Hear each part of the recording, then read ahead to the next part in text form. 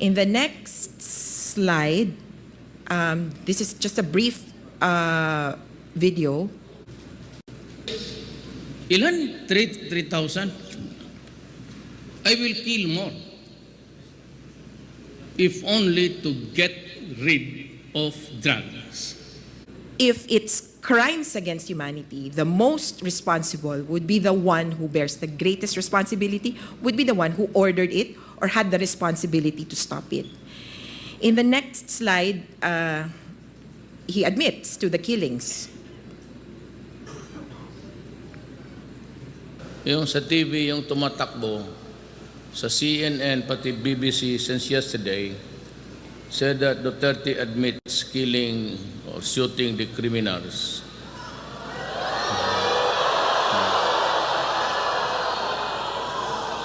Hindi sila nagkamali. Putang ina, papatayin ko talaga magagawa.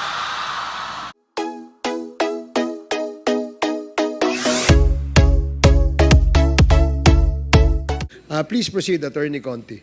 Thank you, Your Honor. However, Your Honor, I have a PowerPoint. I will just browse through it. This PowerPoint hopes to make sense of the senseless. And as an overview, before the victims here present testify, we'd like to present how we have come to understand the war on drugs. May we ask the staff to put on the PowerPoint? The first slide would be showing the timeline of the war on drugs, which began essentially for us, 2 slides after, which began for us essentially after President Duterte was elected. Actually, we look earlier, the time that he was proclaimed as the president-elect, the killings began. Oplan Double Barrel was launched on the first day of his presidency, later amended as Oplan Double Barrel Alpha, Double Barrel Reloaded, and lastly, Oplan Double Barrel Finale or Adore. At the end of it, 6,252 are acknowledged dead from police operations. More than 300,000 arrested in police operations at the end of May 2022. In the next slide, the infamous Command Memorandum Circular signed by no less than Ronald De La Rosa. In the next slide, one of the contested portions where we claim that the execution of this Command Memorandum Circular verily points to the neutralization of illegal drug personalities. In the next slide, how was this neutralization conducted? So we had 2 types of killings. One committed by unknown perpetrators. Some of the killings, we just found dead bodies. In other killings, there were vigilante killings where there were witnesses, but the perpetrators were unknown. And then known perpetrators, most of them were policemen, and they were conducted in police operations, whether drug-related or index crime-related. These police operations consisted of buy-bust operations, implementation of search warrants, implementation of arrest warrants. In the next slide, we saw in the first few months that the Mexico or the Sinaloa-style killings were the killings that were first, committed. Bodies were dumped by the roadside. They were wrapped with duct tape with narco messages. Wag tularan, pusher ako. And in this short video, this is a common modus operandi, and I would like to show you how it really works, riding in tandem. CCTV ng Barangay 21, makikitang nakaupo lamang sa labas ang biktima at may mga kausap nang pagbabarilin siya ng riding in tandem. Hinagisan din siya ng karatula na may mga katagang pusher, hold-upper, wag tularan. In the next slide, how are these killings counted? Essentially, they are classified as initially deaths under investigation. Later on, they said murder cases under investigation, eventually homicide cases investigation. And the numbers that are reflected here are as of March 21, 2017. So there will be 5,000 at least homicide cases within the first year of the Duterte administration. In the next slide, killings committed by the police were publicly tracked through the hashtag real numbers. And this is an infographic that where most of the agencies contributed to, police, PNP, PIDEA, and so forth. These are published on the internet. And in the next slide, how systematic were these killings, whether by an unknown perpetrator or unknown perpetrator? Step one is vilification. You would be put on a drug list. You would have to be in this drug list. Possibly there could be crowdsourced public information from the public, such as the controversial Masamasid drop box.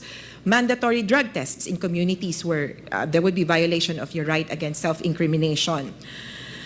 There is also, curiously, the palit ulo scheme, where you would take information from small-time targets and exchange your life for that of another.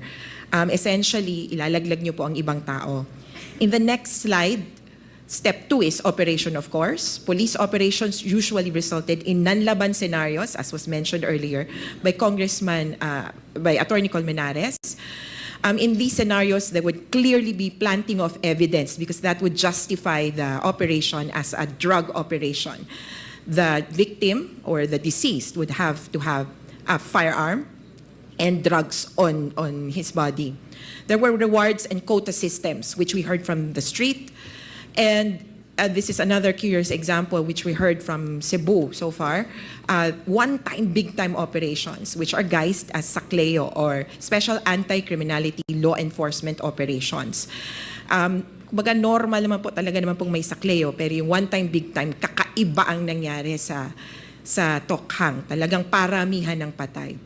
Vigilante killings were made under, tawag nga nila, Davao Death Squad style. Either you have contract killings, or in some cases, the police themselves conducted the hits, but they were in disguise or off-duty, essentially. And third step, and this is what makes these extrajudicial killings not just murders, absolution, absolute impunity for the crimes. There would be no or poor investigation, and in many of the cases, no prosecution. And as we've seen, the President has promised pardon for many of, or almost all of the policemen who would likely have killed someone in the course of operations. In the next slide, we already saw this video earlier. So in the next slide, I'd just like to present, this is a Reuters report, short videos taken from CCTVs. This was in 2016. After this, CCTVs ended up, turned off or busted. This is from the Reuters report on the killings in Tondo, Manila, October 2016. Can we just play the video? If you could see, there is no sound, but if you could see, here would be the police coming into an alleyway in Tondo, warning residents and asking them to leave the area. This has been a common characteristic of these killings, that the police would ensure that there are no witnesses in the area. Here are 2 kids who could be found, obviously near their homes. This is supposed to be a police operation against 2 persons, Rolando Campo and Sherwin Bitas. In the next slide, there is also a short video where you would see Campo falling to the ground after being shot by a police officer.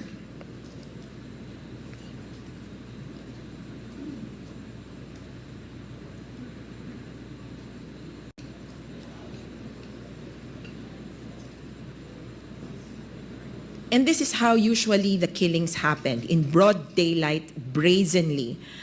But of course, with intimidation of all others who would have or could have testified as to the killing. In the next slide, I'd just like to point out the President's 2017 key accomplishments released to media. The PCOO, there is a question as to whether the PCOO released this formally, but this is where we get the numbers as high as 20,322 dead. This is the number of personalities killed in quote-unquote legitimate or police operations, and those who are killed extrajudicially or with unknown perpetrators. In the next slide, even the PNP has admitted that up to 29,000 deaths have been proved since the drug war launched. And in the next slide, just to make sense, there is no actual figure of the number of killings, but for us, it doesn't matter. The government data says there's 6,252 who have died. 7,000 says the PNP at the House HR committee hearings. And then in the next slide, academia and media have also taken count. We have Ateneo, we have UP taking stock. In the next slide, even media. You have Drug Archive, ABS-CBN, and the Philippine Daily Inquirer. In the next slide, there is a US-based research group which has recorded, and this is only for 5 years, they recorded 7,742 civilians killed from January 2016 to November 2021. And it was at this point that they noticed a significant shift. If you see the orange color, it would refer to killings by vigilantes or unknown perpetrators, and the blue coloring would cover those made by government forces. So from vigilante killings, the face of the drug war shifted to police operations. In the next slide, you have supranational organizations recognizing the number. For the UN, High Commissioner on Human Rights, they talk about 8,000 killed as of June 2020. The CHR has recognized 3,790 cases as of their EJK report 2022. And in the next slide, the ICC, they talk about 12,000 to 30,000 killed, and they're investigating these numbers. In the next slide, this is just a brief video. Ilan? 3,000? I will kill more. If only to get rid of drugs. And this campaign, I thought that I would finish it within 6 months, but my standard then was Davao City. When I became president, I had access to all information. And then I started to squeeze everybody. And then you realize it, you saw it on TV, by the hundreds of thousands, ganun pala kalala. And there are about... And so for President Duterte, then, the numbers don't matter. The more, the merrier. And now how the perpetrators can be taken to account, you can have domestic investigations, you can have international investigations, as I have listed here. And in the next slide, what is the character of these killings? For domestic cases, that would be either homicide or murder under the revised penal code. Crimes against humanity under Rome Statute, Article 7, which talks about widespread and systematic attacks in the acts of murder and other inhumane acts. So it is a little bit different from just homicide and murder. Crimes against humanity talk about the whole lot. And for crimes against humanity, the numbers don't matter. And so in the next slide, we talk about who are responsible for these killings. So if it's murder or homicide, it's the police operatives themselves. If it's crimes against humanity, the most responsible would be the one who bears the greatest responsibility, would be the one who ordered it or had the responsibility to stop it. In the next slide, he admits to the killings. Yung sa TV, yung tumatakbo, sa CNN, pati BBC since yesterday, said that Duterte admits killing or shooting the criminals.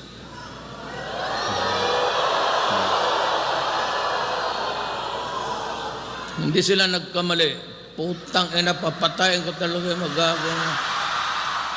My campaign against drug will not stop until the end of my term. That could be 6 years from now. Until the last pusher and the last drug lord are...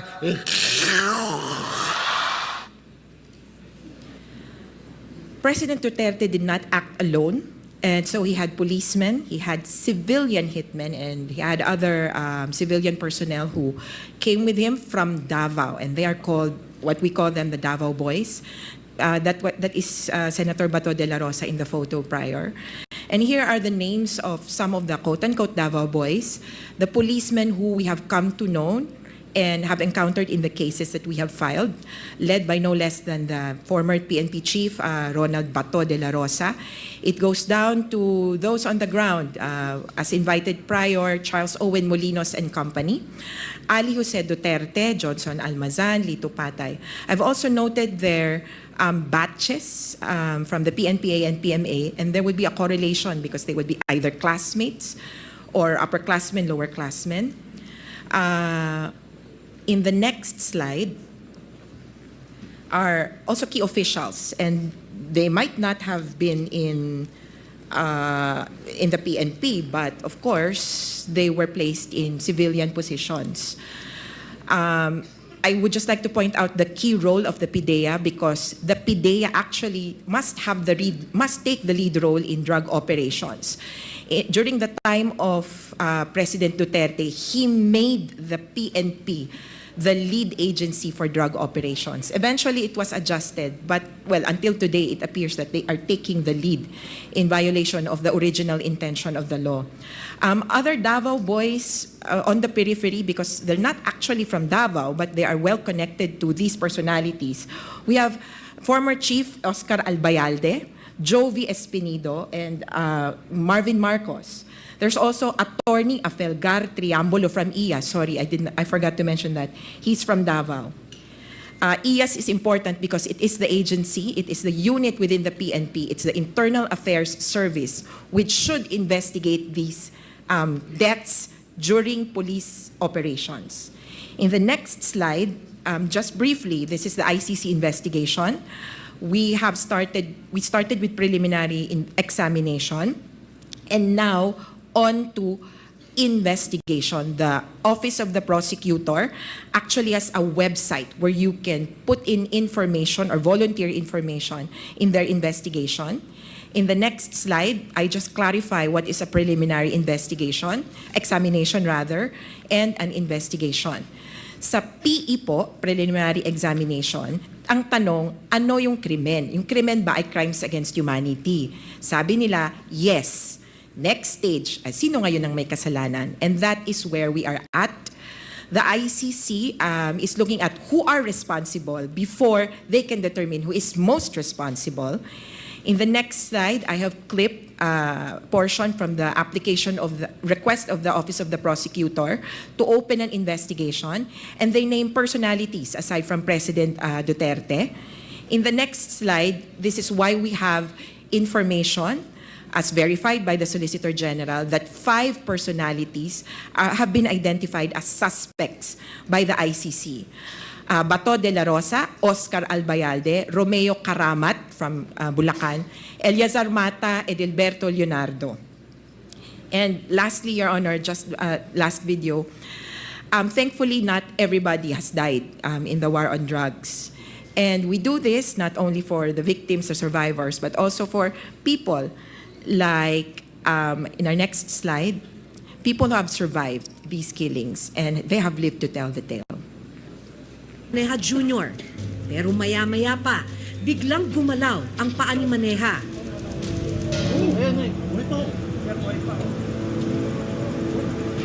Ilang sandali pa, umupo ito at nagtaas ng kamay.